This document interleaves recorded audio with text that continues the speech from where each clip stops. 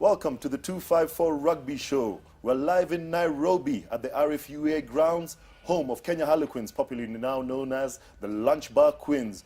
Well, those boys today will be in action against Strathmore Leos in what will be the top game of the afternoon. But before that, thank you very much, I must say, for getting in touch with us on our hashtag #QuestionMuthe. And I must tell you, we have some disappointing news. He won't be turning up today, but we'll keep those questions coming in and we'll get some time and make sure we find him so that he can tell us and answer you on all the queries you had. With me on the show, 254 Rugby Show, my co-host and ever-present, Benjamin Ayimba. Benja, let's talk Kenya Cup this segment. Yes, very interesting. Last week we had a very bad game. I say we because Homeboys were thrashed 68-0 by, of course, Nakuru. And this is what we discussed before. Nakuru being a championship side, having won the championship before, know how to take the game to Homeboys. Very interesting. I mean, we look at Nakuru. They Yes. have obviously made a very big statement with that sort of score. Homeboys were sort of the form team at the moment. They were rising up, picking Yes. up bonus points, Yes. and playing very well, especially that big score against Strathmore. But that was a big defeat. And that is, you see, the outside chance that I was talking about, they're really outside of it. They're outside the sphere. And well, we can now see the way the teams have cemented the positions. Nakuru is going to be very difficult to dislodge at the top. We have Strathmore, who are playing Harlequins today. This is a cracker of a match, because I think Harlequins want to get to the top end of that table, because now they're third, and then there's Harlequins are fourth, KCB is third. Harlequins want to be first or second, so they're really going to take the game to Strathmore today. Obviously, as things stand, every team wants a home semi-final, and I think Yes. and I think today between Strathmore and the Lunch Bar Queens, that will be the deciding factor. I think who comes second, because Queens have a game in hand. Yeah. They seem in very strong position there. Yeah, so this will be a very important game to determine who comes first or second. This will be very telling also come the finals. Whoever plays this game well is most probably going to be the winner of the finals, because Nakuru have given that statement. Are they going to be consistent today? So that's a big question. We have Mwamba playing KCB today. That's not a very significant game. Looking at how things are now, Mwamba will probably be on the outside chance, like outside of the chance, as opposed to having an outside chance. So we've got these solid teams at the top: Nakuru, Strathmore, KCB, and Harlequins, and it's going to be very interesting to see who will get to the top of the table after today's games. Okay, of course we know that Nondis today traveled to Nakuru. Yes. They suffered a narrow defeat against Strathmore last weekend. Yes. If Nondis lose this one, then we can say they're pretty much out of it. Yeah, they won't have a chance then. Nondis is one of the teams that had the outside chance. Yes. And judging from what Nakuru did last weekend against Homeboys, I am certain Nondis are not going to go past them. Okay, so after this game, I think when Nakuru beat Nondis, Yes. that's how we feel that the trend is going to go. Nakuru will be very difficult to beat at home. Very. They seem to be very confident about what's happening there. Yes. That means our top four will be pretty much sorted, because I think the points gap between number 4 and 5 will be too big to It will fill. be too big to fill, yeah. Yeah. As it shows here, it will be too big to fill. So we have the top is Nakuru right now, and then we have that's at about the four. The goal difference for them is 424. The second chap is 274. It's crazy. It's not one of those things that you are going to try and get to. And looking at this now, if Nakuru win this game, they'll definitely be at the top still. Yes. Because we have them at 40 points. We have the next lot at 33, and then we've got two guys who have tied at 33. That is Strathmore and KCB, and then Harlequins is at 32. The next guy is 25. There's no way they're going to catch up. Okay, so as you're saying, so by the time we go into next week's show, we'll know that Nakuru will remain on top. Yes. according to us. Yes. That's no problem. Yes. So let's talk about a bit more about Strathmore and Harlequins. Harlequins did not play last weekend. Game was postponed on Wamba's request. Strathmore came through a narrow victory Yes. against Nondis. I was talking to the Strathmore coach after the game, Mitch Ochola, Yes. and he said they got dominated at set piece, they got dominated at breakdown, and they were just lucky they took their chances and came out on top of Nondis. I think for them it was very mature to the way they played. That outcome was very mature of them. Having had a mishap, especially at that crucial point the weekend before last, they picked themselves up and played very well. Now with Harlequins with a game at hand, is it really going to determine the semi-finals? I think we're looking at the top four, and we're looking at Strathmore, KCB, and Quins Yes. fighting for one position, which we think is the second position. The second position, Yeah. yes. Because Nakuru seem to have Yeah. done the business. They've done the business, They've gone yes. too far ahead. They seem like they will finish top. Yes. But again, we don't know. KCB seem to be resurgent, coming back. They had a very big victory last weekend against quite a poor Mombasa side, 119-0. Yes. Yes. KCB playing Mwamba today. Very interestingly, yeah, Mwamba, who refused to play last weekend because of players missing. They've still got the same players missing. This is what happens this weekend. This is what we discussed. You remember when we discussed this last week, and it was inevitable they're going to not have players this weekend. Yes. Because the boys are traveling. Yes. Tonight, so they won't be there the weekend after, and probably won't be able to play the weekend after that because they'll be covering. So for us, it's important to not postpone any games, to get on with the business and get to the board. So we talk about KCB Mwamba. Where Yes. do you see that going? I see KCB winning today. Bonus point? Bonus point, yes. So, They retain most of the good boys. okay, so we've established that. KCB win, Yes. okay. Yeah. Nakuru win. Nakuru win. So we've got those two. Let's Then talk about Harlequins at versus that point Strathmore. at that point then, what will determine KCB's position is the Harlequins Strathmore game. Yes, Either way, KCB wins, they'll go to the second. Yes. Because they are 33 now. yes. Harlequins is 32. So either way, KCB goes to the top after this game is played. So the Strathmore Harlequins game is a game to watch today. Yes, yeah. The Harlequins are on fire. Strathmore are trying to cement the position in the top four. So there's definitely going to be a big clash against Harlequins today. All right, I'll just put you in the spot. Harlequins traveling, playing at the Strathmore grounds in Madaraka. Who do you think will come out on top of that game? I think Strathmore would. Reasons being, Harlequins know they have a game at hand.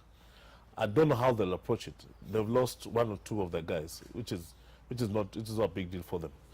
So the way Mitchell's boys played last week, I'm almost certain they want to win this game against Harlequins, and they probably want it more. Okay, very interesting thoughts there from Benja, my co-host. So, according to us, what we think today, we've got Nakuru beating Nondis, we've got KCB beating Mwamba. Benja has Strathmore edging it over Quins. That's a tricky one. I'll sit on the fence there. Maybe I'll talk about this much later on in the show. Yes. I thought you'd sit on the fence so that you're not slated by your mates. But it's okay. That's fine. It's going to be very interesting. When we come back in the next segment, we want to talk Kenya Sevens. Very interesting selection made by Paul True yesterday. Yes, We'll talk yes. about the players that are missing from the Kenya Cup sides. Yes. What effect will that have on the Kenya Cup games? And what sort of team that True has taken out to Vegas and New Zealand. We'll see you after the break. I'm Charles Cardovillis.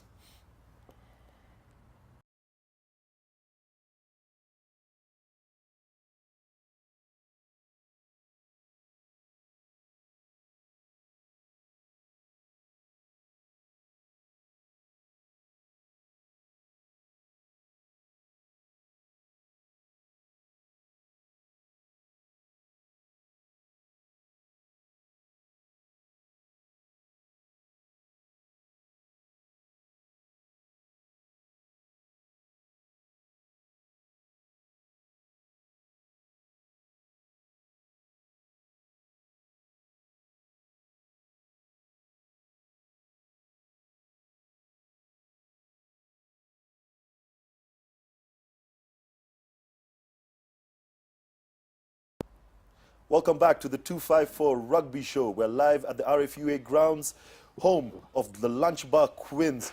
In our last segment, we're talking Kenya Cup. Ben just given his predictions. Nakuru to win, KCB over Mwamba, and he says Strathmore will be the winners in the big one against the Lunch Bar Quins. Benja, very interesting.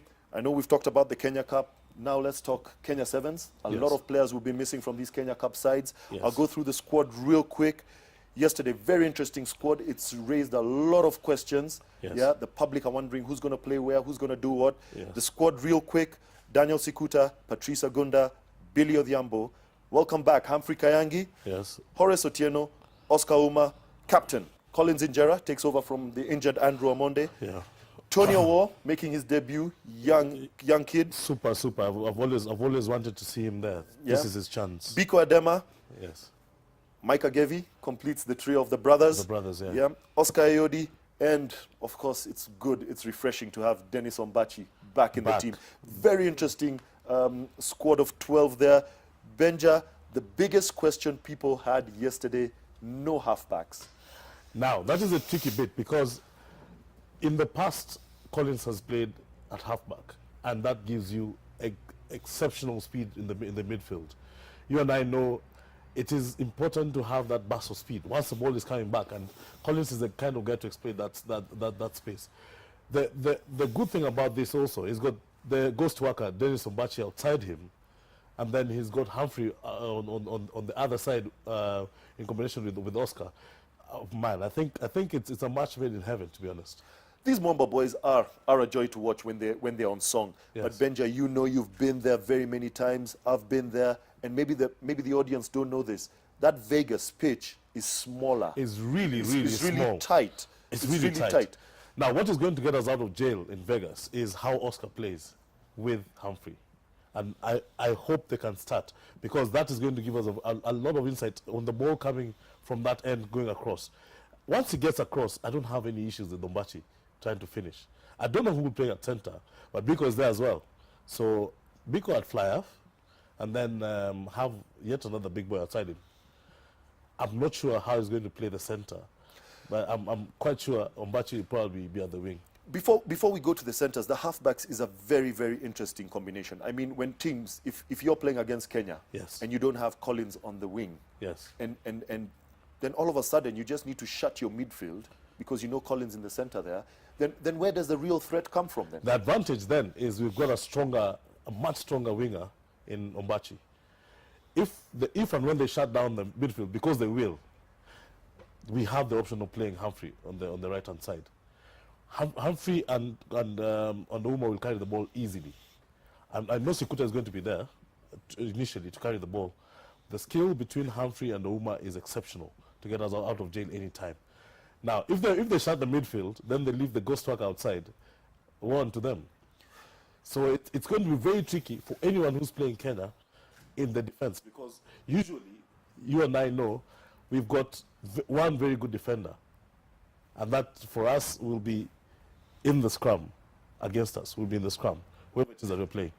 So if, for any chance, they bring him out to take care of the midfield, then we are happy either way. But this is what I ask. I mean, games will be tight. We know that. The pitch is small at Vegas. Much smaller, yes. Yeah, I mean, then what are his options? If Collins is not on song and Biko is not on song, I don't see anyone else to cover that halfback slot. But that's the risk he's taken. That's the risk he's taken. And now, unfortunately for us, we've taken what is picked is big boys who are not necessarily very nippy, cannot be converted into nippy halfbacks. And that's the gamble you have to take. He's got to look at one aspect and shut down the other. But I know he's a risk taker and believes in his players. So let's see how it goes. Very interesting. On the positive, when you look at this team, there's a lot of pace. There's some big boys here. There's a lot of pace. Yes. It's not the usual small halfbacks that we've had in the past, the Sydney Ashioyas, the Wanjalas of late, and the Felix Ayangis. It's a big, tallish sort of side with lots of pace. Where do you see him? Where do you see our main threat coming from? The midfield, yet again, because I expect this ball to be carried either side, and because that pitch is small, you really never have a chance outside. I don't know how many times when you coached, you broke on the outside in Vegas.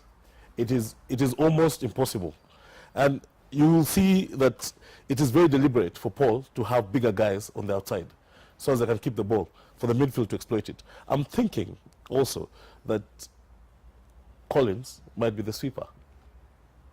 So if we take the ball either side and release him, when there's that fourth, fifth man slipping in between, we are good. Because once he goes through, then we have pace either side. You know, I know, and even from the tournaments that we've played so far, the 3 tournaments that we've played so far, when Kenya wants to score, we can score. That's not a problem. Yes. But defense has been a very, very big issue, especially this particular season. Yes. Do you think this is a more defensive side? When I look at Collins at sweeper, he feels that if the line is broken, he's the biggest man, he can save the team. And that's the gamble he's taking, because he knows very well that he doesn't have a very good defensive side, at least since the season started. That's what we've seen. And having a guy who will shut down any gap, any ball that goes through the first line of defense is his best bet. So we've got also hard workers like Uma who will come back to fight for that ball. So if you have one line break and you have just one guy, then we've got the chance of getting that ball, because Oscar will come back. Okay, interesting. Now, he's picked this squad. Obviously, he's the coach with his technical team, big technical team that he has. He knows what he's thinking. What's your strongest 7 here? Right. You'll have to go through that list again, because I mean, I got a bit confused earlier on. In the forwards, you've got Scooter, Agunda, Kayangi, Horace, and Ouma. And the war. He's got 6 forwards. 6 forwards. Yes. What he's done there is he's put Patrice, yes, as a utility guy. He plays center beautifully, and he's a very hard worker in the scrum. He didn't have a very good beginning of the season, but I know Patrice. He's a guy who will want to prove himself. So there I see Humphrey starting with Patrice and Ouma. Okay. And that will give you exceptional skill on one side. Then you have Collins starting at scrummy. You have Biko at fly half. Then I need to know your backs, because I've already put the Ombachi at wing.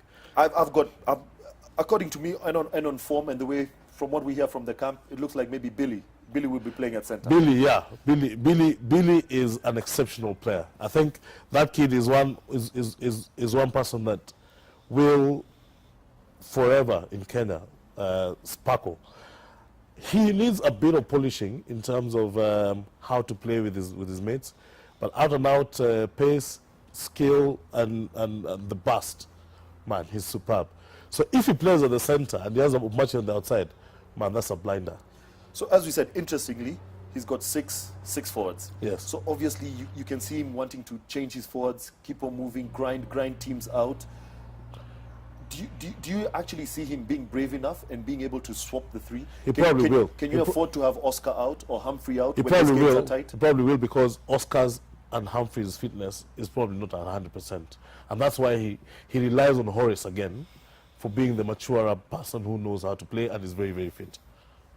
Okay, very interestingly, we've broken down that Kenya Sevens team.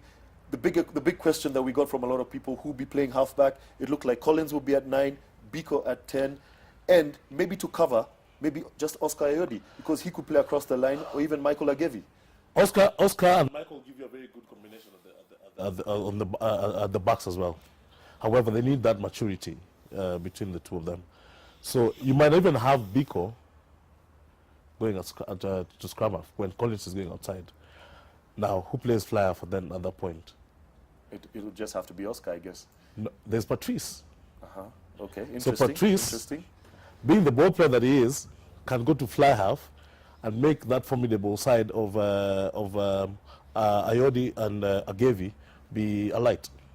Because he's young, he wants to prove himself, and those two are here to stay. So they definitely will be a very good combination if we have Patrice at fly half. Very interesting thoughts there from Benjamin Ayimba. Obviously, he was a coach, Kenya coach for very, very many years, and he knows his stuff, he knows these boys.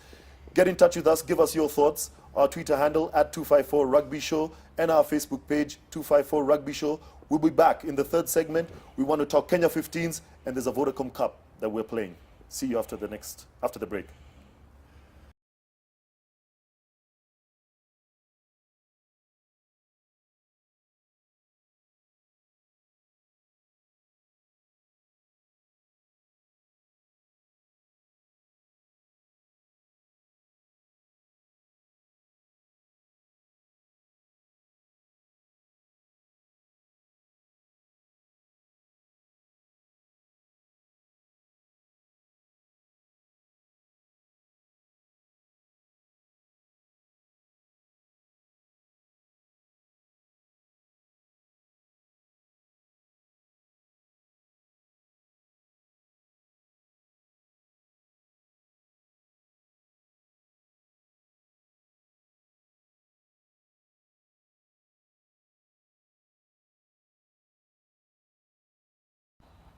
254 Rugby Show. Welcome back. Thank you for joining us. And thank you for getting in touch with us throughout the week and today. Our main hashtag was Question Muthe. Unfortunately, as I said in the beginning of the show, he wasn't able to make it. But keep those questions coming. We'll definitely get a chance to bring him onto the show and ask him those pertinent questions. And we shall tackle some of them on this segment. Benja, very interesting news out of the Union this weekend. The Vodacom Cup, it's become a reality. The fixtures are out. March 8th, Kenya plays the EP Kings. March 15th, Kenya plays Western Districts. March 22nd, Kenya versus Border Town. 29th March, Boland versus Kenya. 5th April, Western Province versus Kenya. 12th April, the Sharks versus Kenya. 26th April, Free State versus Kenya. Why we are laughing is that we've got about 30 players gone. And not only that, there's guys who are going to be in school, guys who are going to be at work, and the 15s is not a well-funded outfit, and therefore we might get very weak teams playing some of these games. It's very unfortunate because some of the questions that we got out, and there were some very strong, pertinent views and questions out there, and we've heard that players are missing school to be part of this. I mean, this can't be good. Do you think the Union have gone about this the right way? It wasn't thought through, if you ask me, because once you're pulling a kid out of school, that is his future. We all know that rugby is not going to feed him. And it is not like they have a lot of time to recover from that. Because what happens here is about 8 weeks of heavy work. We all know that Kenya Cup is not that tough, week in, week out. We have the fixtures you just read. These are seasoned rugby footballers. And they're going to be very, very, very hard on us. So we expect injuries, unavailability, and that means every time we get somebody injured or unavailable, because we've committed, we've got to take somebody out of the Kenya Cup. Now, on the 8th is when we play the finals of Kenya Cup. So already, you've weakened the top 4 sides by removing the best players. But I mean, the 8th is when the Kenya Cup final happens anyway. Yes. Obviously, the Kenya team would have taken off maybe 3-4 weeks before that. Before that. So that is all playoffs, all the big games coming up. Yes. So the teams are weakened again.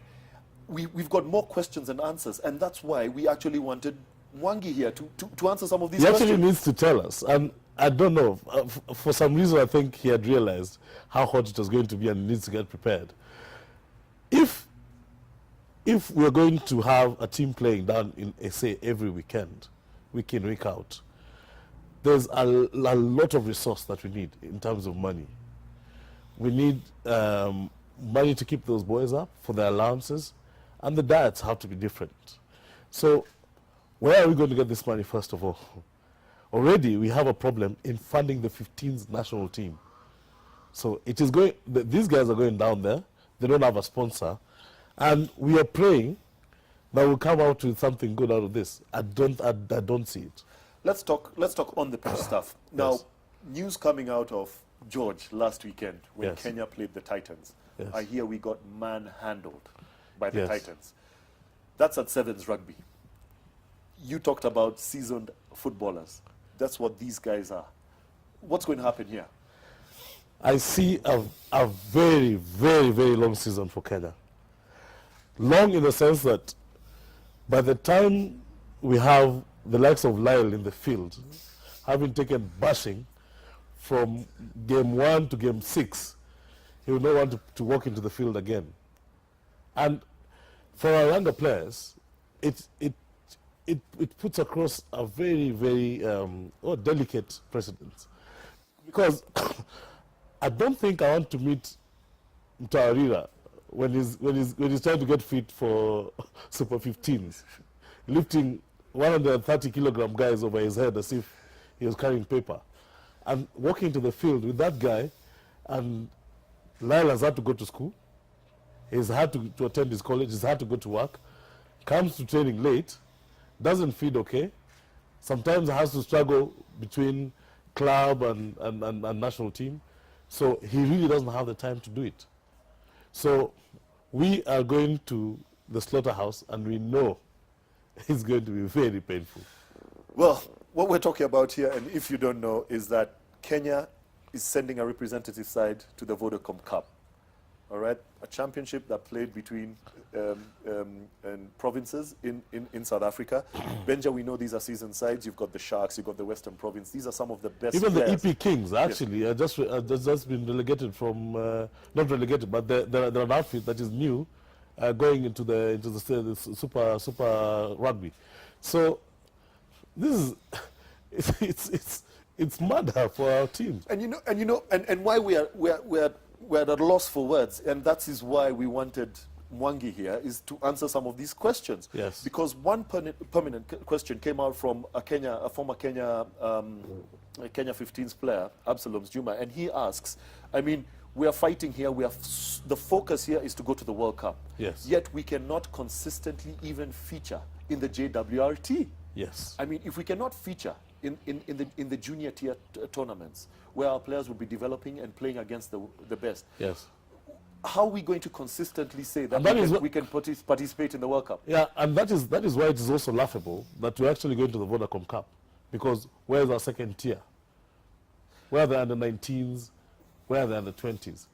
These guys have come through the ranks, and that's why at age 25 somebody is really seasoned, because he plays 7 seasons of very, very competitive football.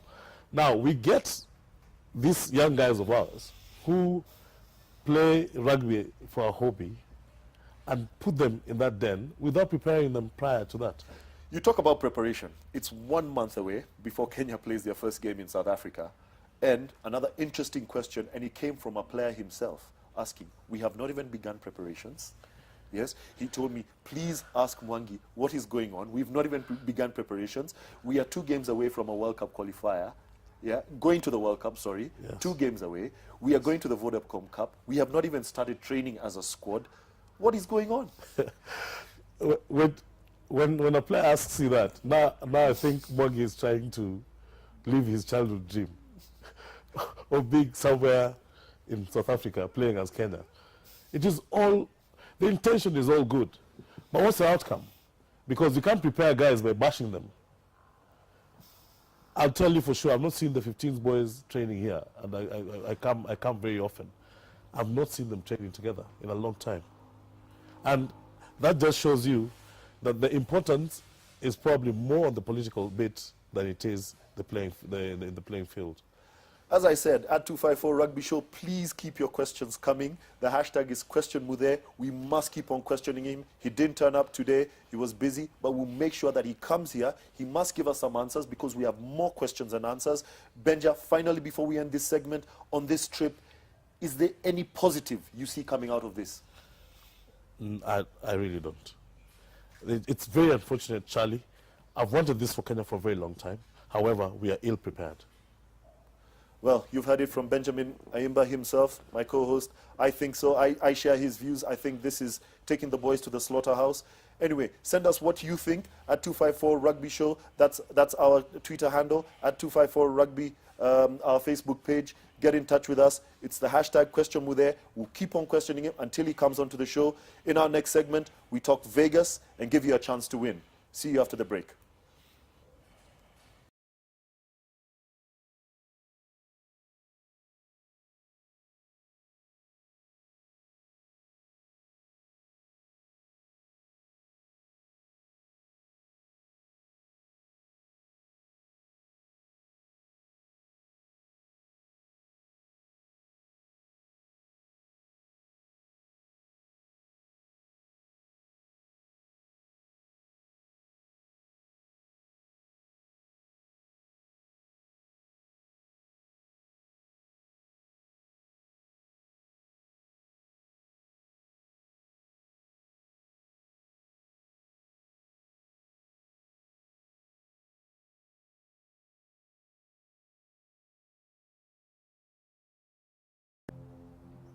Welcome back to the 254 Rugby Show.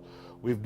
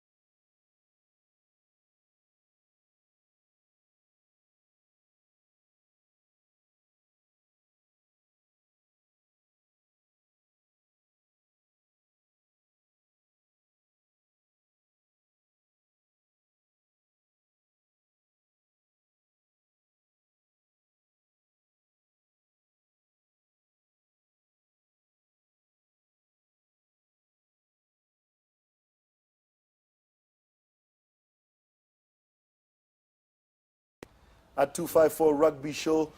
Welcome back. It's our final segment, Benja. And on this segment, we talk about Vegas. Yes. We need to dissect the teams, we dissect the pool. We see where Kenya's strengths will come from, how Kenya can... We take on South Africa, Wales, and Canada, day one. Very, very, very tough pool. We've been attracting South Africa in every aspect of rugby in Kenya. And they've beaten us soundly, pretty much in every game that we met them. Let's talk about, first of all, Wales and Canada. Yes. Because those will be the first two games that we play. Tough cookies. Wales are a very physical side.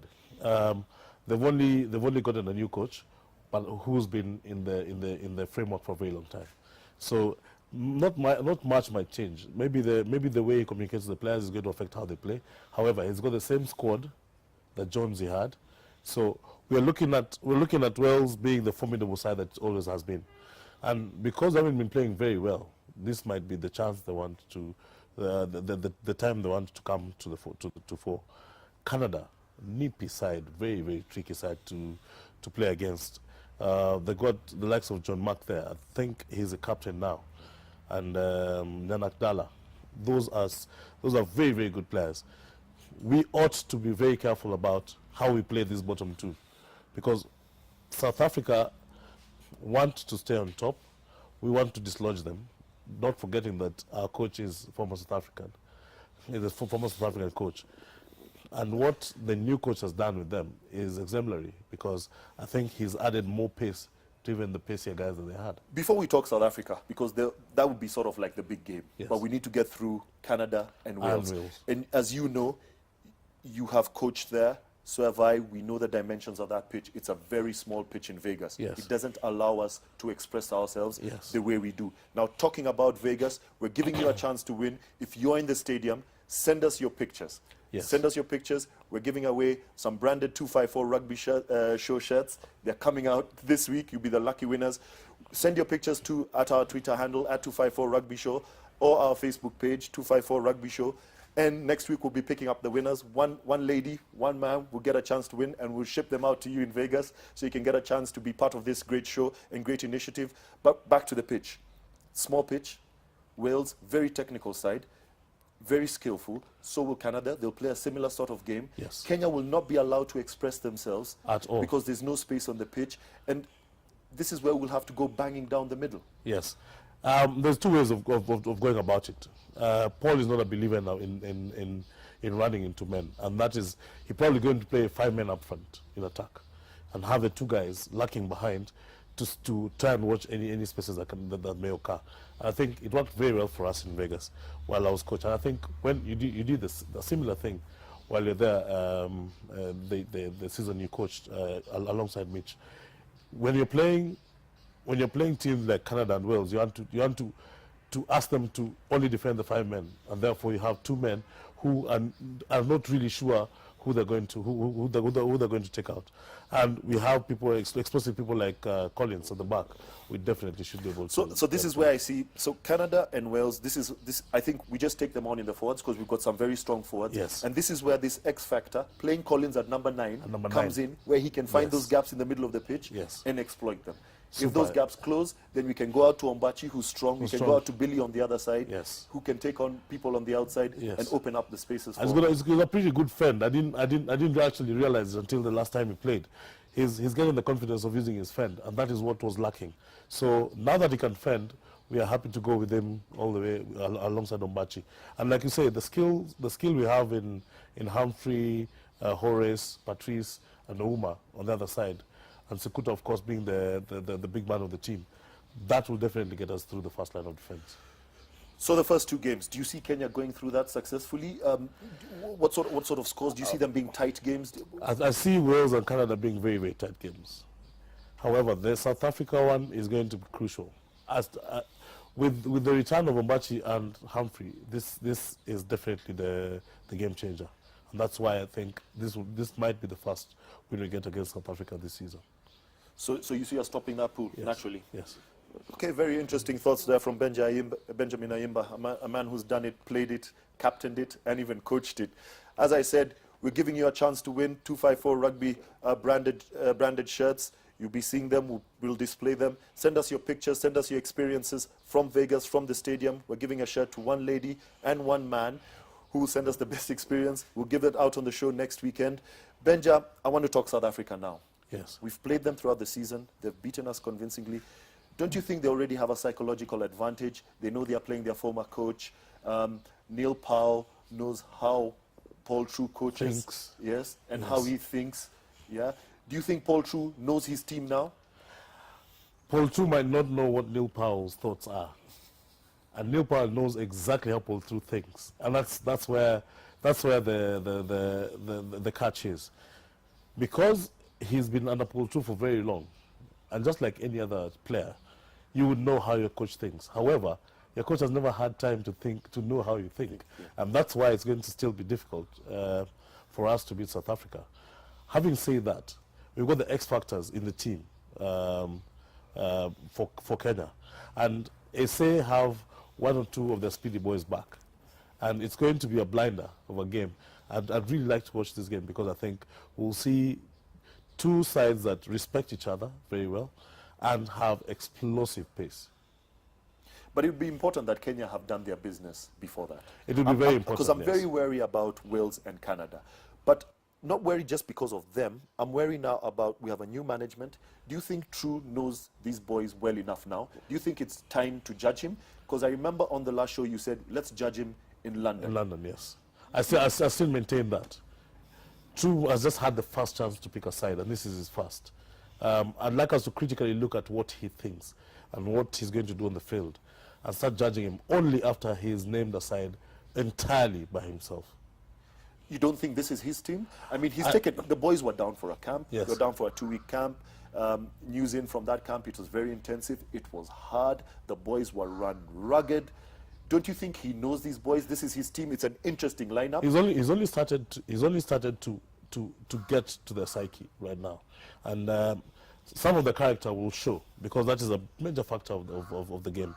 Some of the character will show a little later and a much more pressure because the company say was a very good opportunity for him to have a good look at his players. Now, putting these players under pressure every single game will definitely be the reason why we judge him.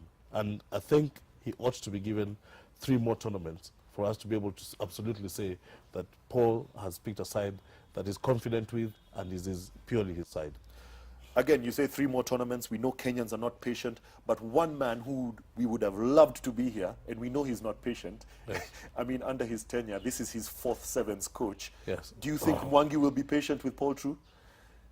He ought to be. My advice to him, he ought to be. We're spending way too much money to just bring a guy and kick him out. Already as it is from last season, we're spending a colossal amount of money.